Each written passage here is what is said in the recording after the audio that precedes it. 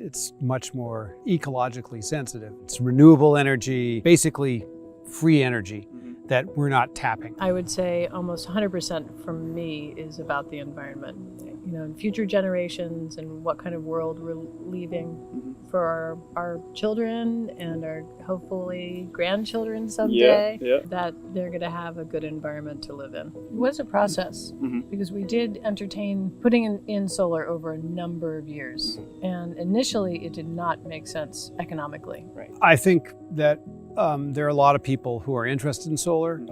I think that it does help if you have friends that have gone through the process, because then it becomes much more familiar, less scary. It's not a new industry, Right. but it's not like contacting your local energy source Right. and hooking up. So a lot of people don't know where to go and who to talk to. Right. And so it is great to have, you know, I think for friends, you know, when they hear that we've gone solar, it does pique their interest. Team Sunshine made it very easy for us to do this. The contractor that they worked with, in this instance, Apex Solar, they did a great job, and they were also very easy to work with. So we were very happy. I would say my only concern, and it had nothing to do with the team, was what it would be like to put the solar panels on the front of the house, because that's where it made the most sense. Right.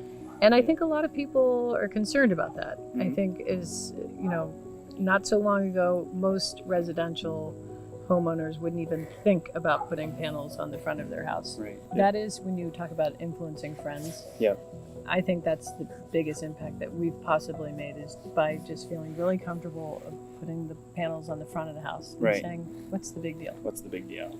Again, for me, it was really about the environmental impact. And when I found out that it was actually going to be way more affordable than I had anticipated, then it was kind of like, oh, well, this is just like A no-brainer. a no-brainer.